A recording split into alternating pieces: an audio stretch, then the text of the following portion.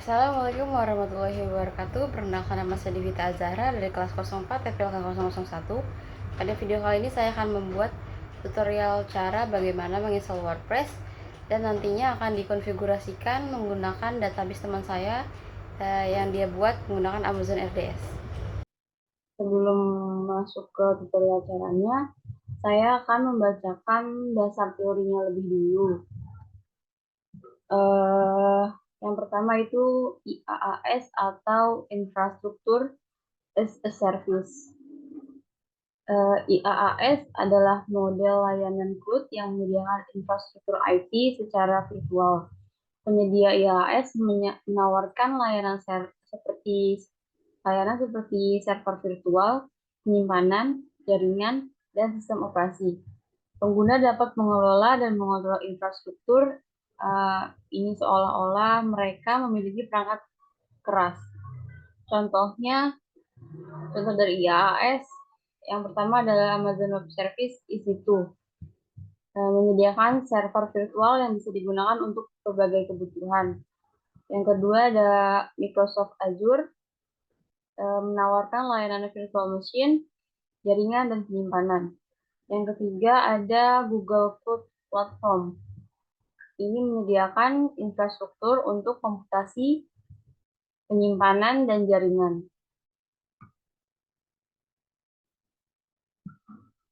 Lalu yang kedua ada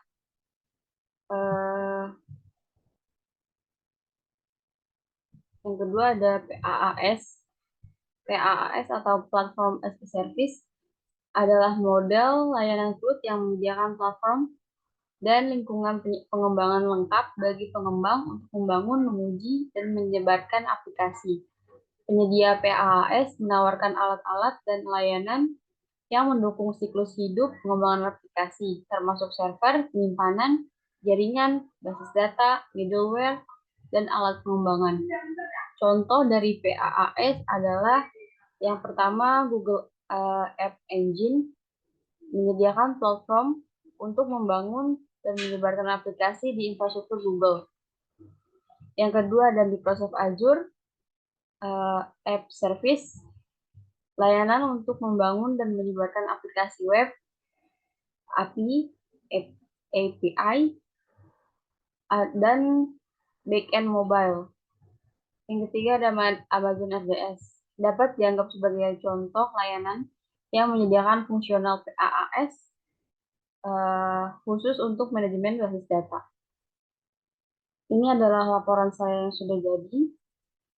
Saya akan memberitahukan bagaimana cara langkah-langkah menginstal WordPress menggunakan laporan saya yang sudah jadi.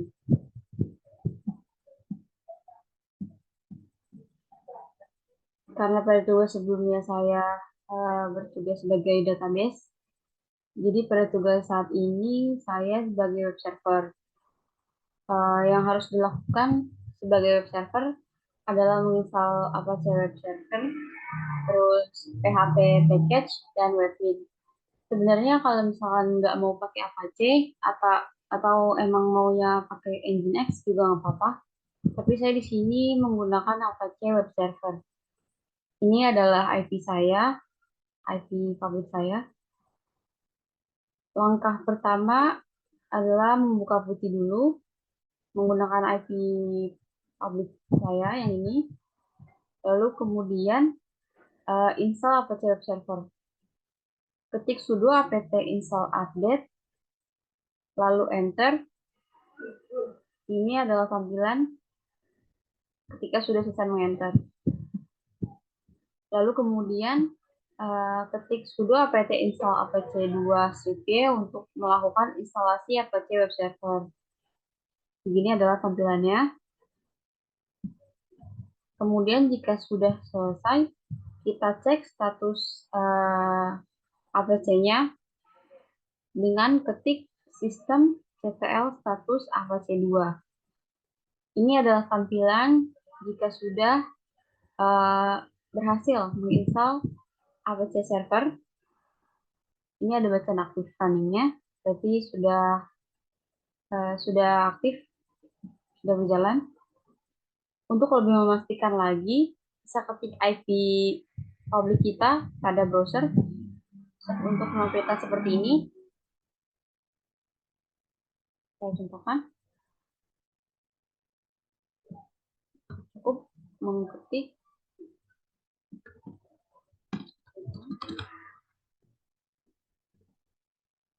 IP kita. Nah, keluar seperti ini. Berarti sudah berhasil menginstal Apache server. Lalu selanjutnya ketika sudah menginstal Apache server, kita lakukan instalasi software download manager, widget, dan text editor nano. Dengan ketik sudo apt install widget nano -y. Ini adalah tampilan ketika sudah melakukan instalasinya. Pada tahap ini dilakukan karena widget adalah alat baris perintah yang digunakan untuk mengunduh file dari web, dan Nano adalah text editor berbasis terminal yang mudah digunakan dan memungkinkan untuk mengedit file teks dengan cepat. Alat-alat ini sangat bermanfaat ketika harus mengelola server jarak jauh atau remote melalui SSH. Lalu yang kedua, setelah berhasil melakukan instalasi Apache server, kita lakukan instalasi PHP package.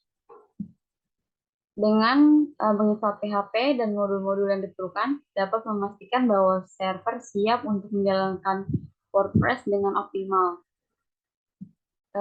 Sebelum menginstal PHP package, kita update dulu menggunakan repository sudo apt update. Tampilannya seperti ini. Lalu ketika sudah, kita lanjut untuk menginstal PHP package-nya dengan repository yang ini. Lalu jika sudah, kita cek versi PHP yang kita install dengan ketik PHP script version. Seperti ini tampilan jika sudah cek versi PHP kita. Lalu buat file info.php di dalam folder var www.html dengan ketik sudo nano /var /www /html /info.php pada page kita.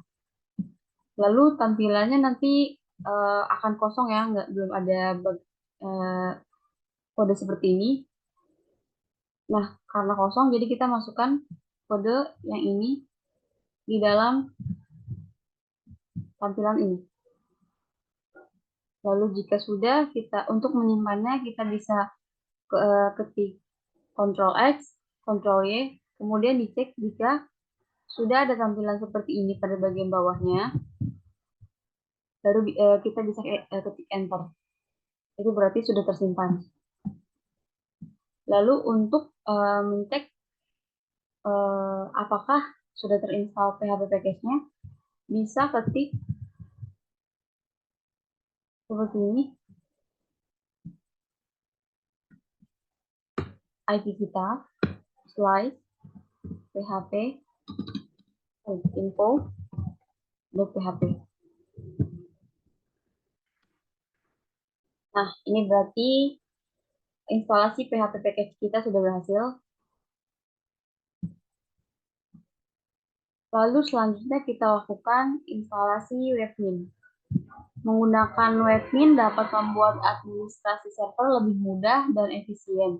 Pastikan webmin dikonfigurasikan dengan benar, aksesnya dibatasi, dan hanya dapat diakses melalui koneksi yang aman.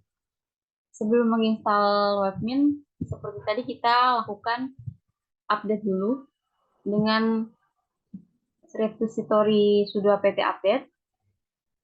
Ini tampilannya.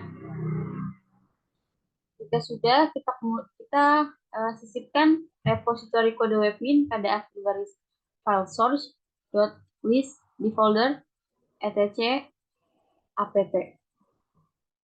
Dengan ketik sudo nano /etc /apt /sources.list. Seperti ini, kita enter. akan masuk kepada tampilan seperti ini. Lalu, arahkan kursornya kepada bagian bawah sebelah sini. Kemudian kita copy kode ini, lalu paste di bawah bacaan garis biru ini, bacaan yang biru ini, copy di bawahnya, lalu kita enter, lalu kita simpan dengan Ctrl X, Ctrl Y, dan enter.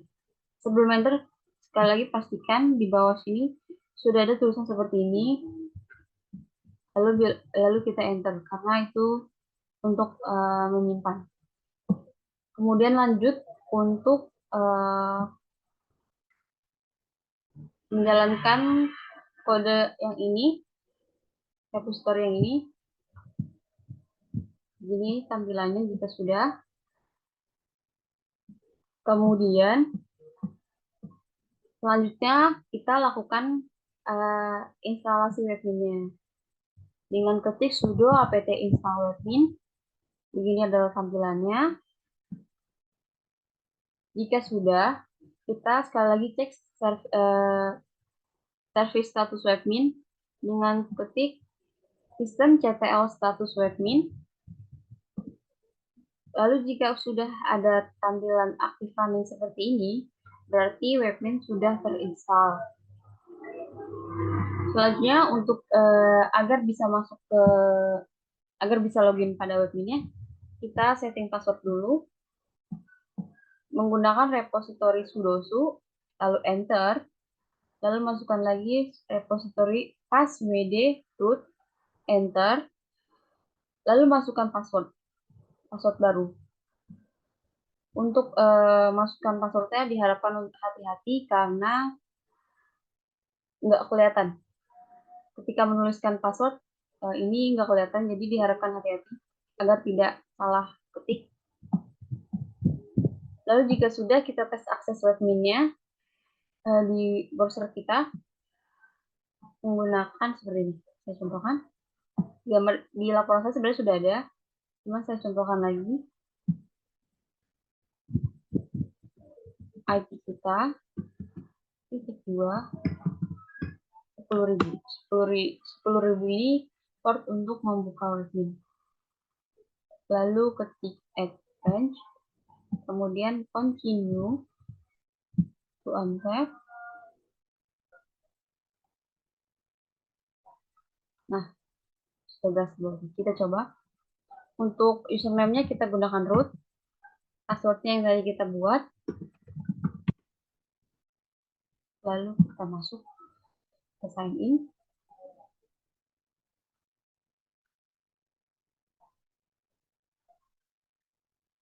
Kita tunggu prosesnya. Nah, ini berarti sudah berhasil install webmin dan melakukan masuk dalam dashboard webmin.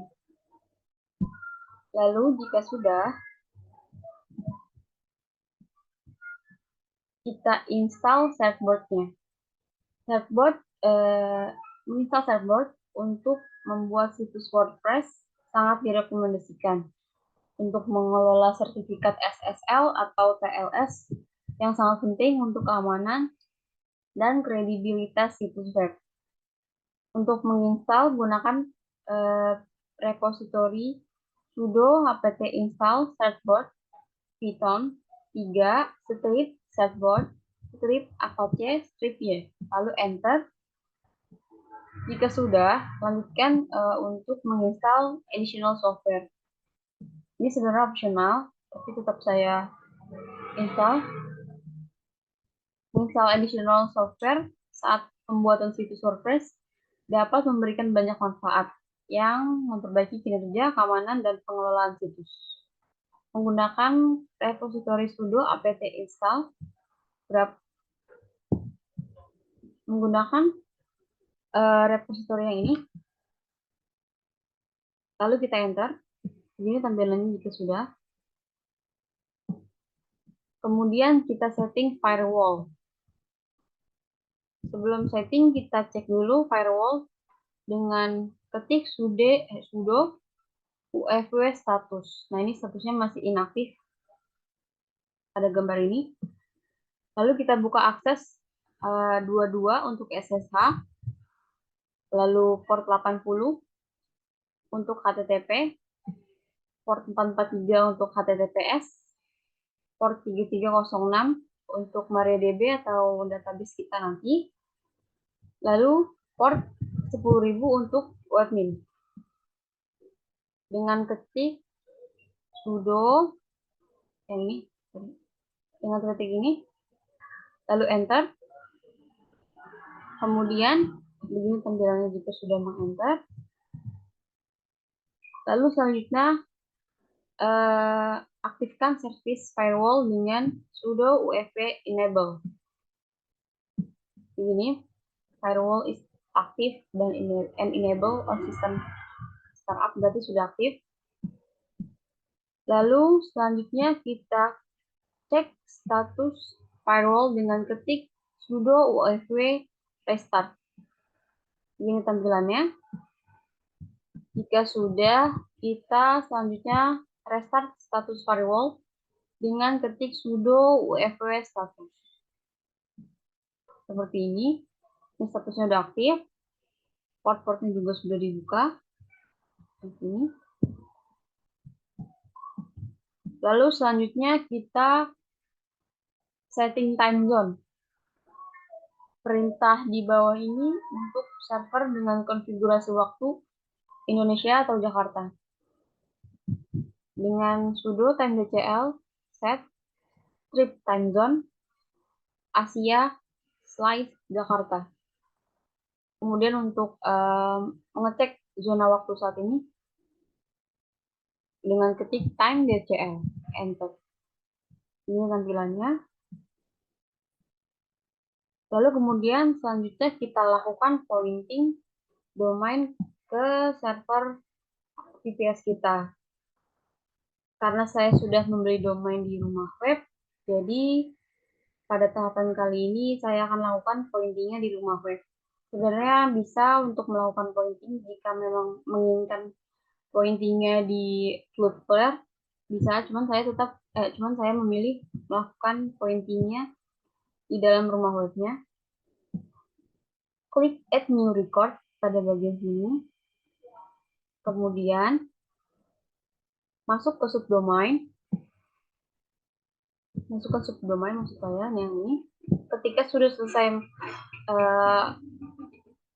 klik Add New Record, kita masukkan subdomain kita. Karena saya ingin membuat WordPress, jadi saya masukkan subdomainnya WordPress saja.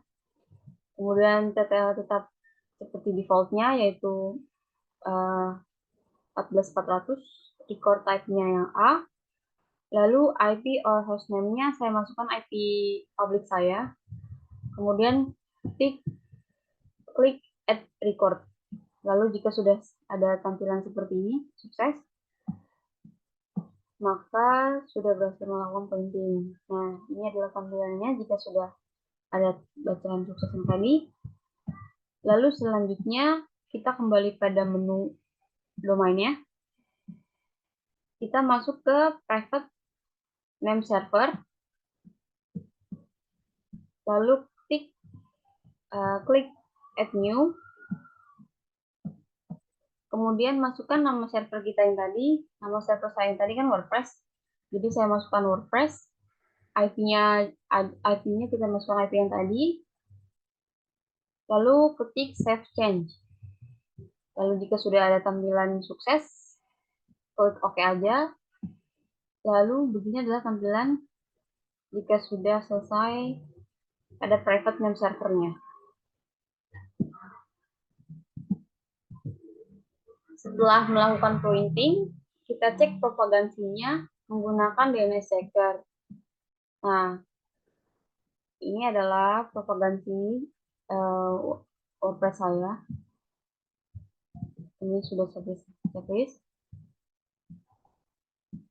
Kemudian kita lakukan selanjutnya download dan ekstrak file installer WordPress.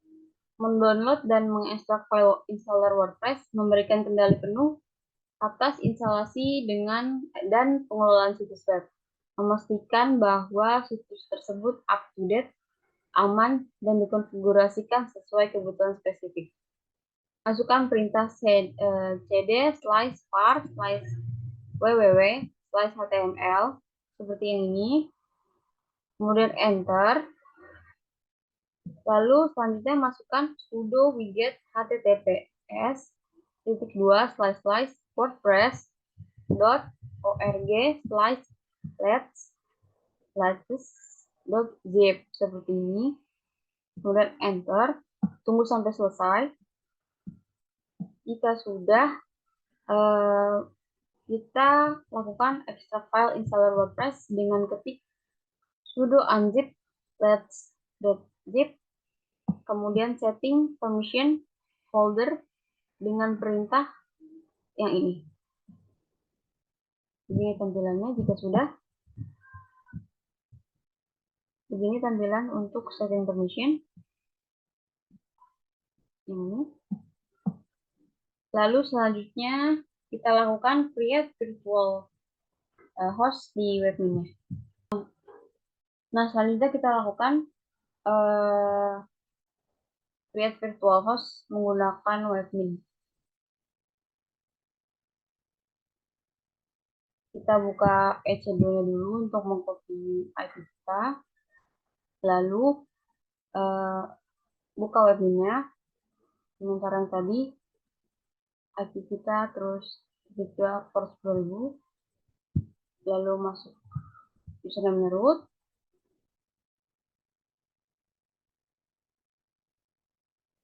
Lalu kita sign in.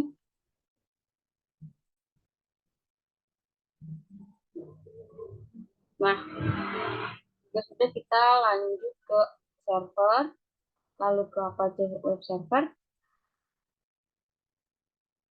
lalu kita create virtual host. Nah, kita buka dulu port 80, lalu dokumen rootnya var, kita klik var, lalu kemudian klik www, kemudian klik html, WordPress, lalu kita klik select.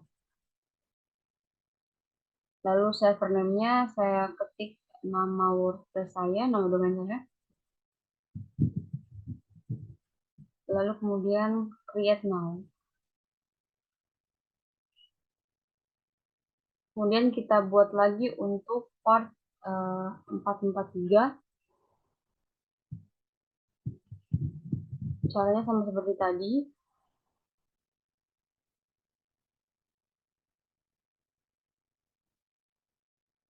Lalu create now. Lalu kita pencet apply changes-nya.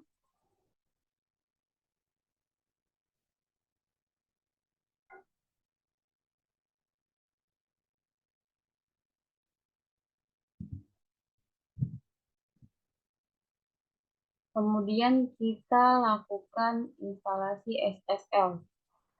Buka putihnya dulu.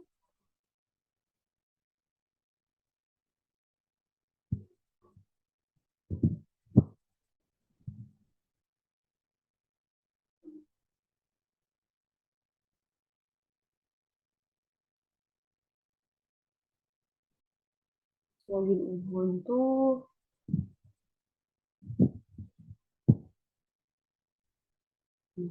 Lalu kita lakukan install SSL.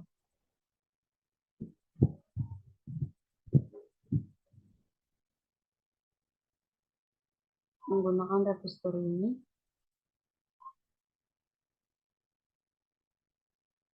Nah, nama domain kitanya saya masukkan domain saya yang tadi.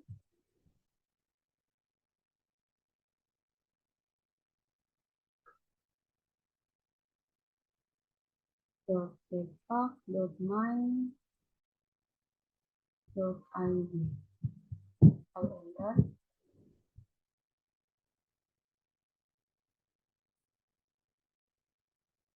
Ini saya masukkan email aktif saya.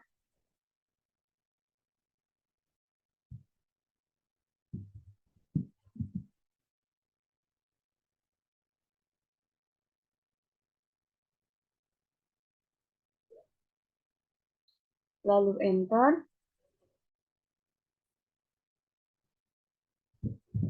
Nah, ini saya pencet Y aja. Lalu juga saya klik Y.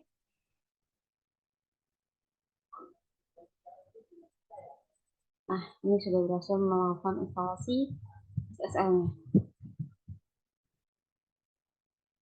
Lalu selanjutnya kita lakukan konfigurasi database kita.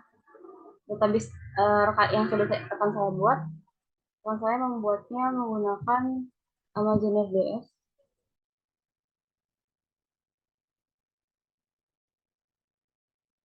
Ke www.html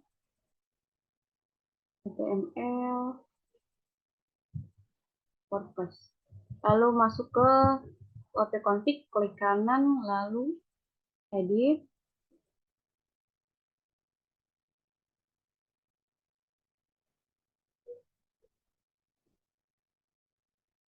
Ini saya masukkan aja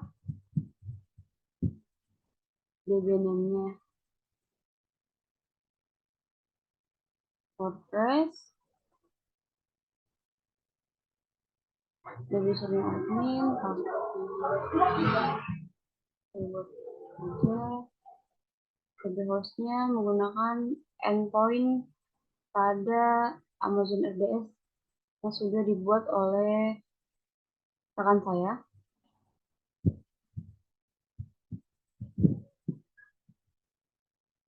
Lalu kita save aja.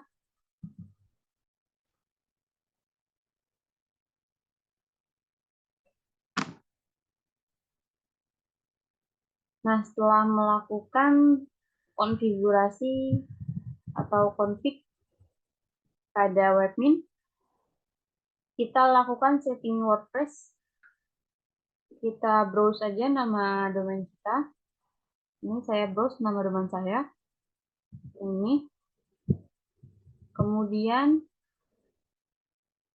akan masuk ke tampilan pilih bahasa. Jadi bebas mau memilih bahasa apa. Lalu setelah memilih bahasa, akan masuk ke tampilan seperti ini. Kita klik let's go aja. Selanjutnya, pada bagian ini masukkan database name, username, password, dan database host. Sama seperti yang tadi kita lakukan pada webmin. Di bagian sini tadi saya masukkan WordPress, username-nya admin, passwordnya juga saya masukkan sama seperti yang tadi. Lalu database source-nya saya masukkan endpoint rekan saya, endpoint database rekan saya yang dia buat di Amazon RDS. Lalu kita submit. Setelah itu akan masuk pada tampilan ini. Ini adalah yang akan nanti ditampilkan pada laman utama WordPress atau laman awal. Titelnya saya masukkan WordPress Devita dan Agni. Username-nya juga Devni08. Passwordnya saya masukkan. Lalu emailnya saya masukkan email aktif saya. Kemudian pada search engine saya cek aja. Setelah itu kita klik install WordPress. Jika sudah mengisi data yang ini tadi, akan muncul tampilan seperti ini. Kita klik login aja. Lalu akan masuk pada tampilan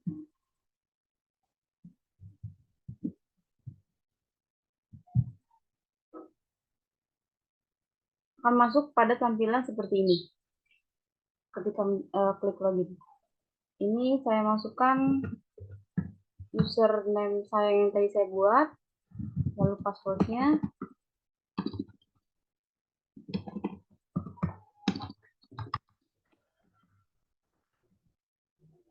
Lalu kita login. Nah, sudah selesai. Ini tampilan ketika sudah melakukan login pada WordPress. Selanjutnya kita lihat, kita browsing aja nama WordPress kita. Nah, ini adalah tampilan jika sudah melakukan instalasi WordPress.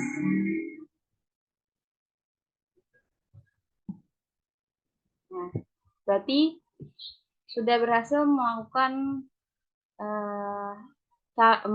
instalasi WordPress dan sudah berhasil melakukan konfigurasi database yang dibuat oleh teman saya menggunakan Amazon RDS. Nah, setelah tutorial langkah-langkah tadi, saya akan memberikan sedikit kesimpulan, yaitu IaaS lebih cocok untuk kebutuhan infrastruktur IT yang fleksibel dan dapat disesuaikan. Sedangkan PaaS lebih cocok untuk pengembangan dan penyebaran aplikasi dengan cepat dan efisien. Memilih antara IaaS dan PaaS tergantung pada kebutuhan spesifik yang dibutuhkan. Jika memerlukan kontrol penuh atas infrastruktur dan memiliki tim yang mampu mengelolanya, IaaS mungkin pilihan terbaik. Jika ingin fokus pada pengembangan aplikasi dan mengurangi beban manajemen infrastruktur, PaaS adalah pilihan yang tepat. Sekian video tutorial dari saya, kurang lebihnya mohon maaf. Wassalamualaikum warahmatullahi wabarakatuh.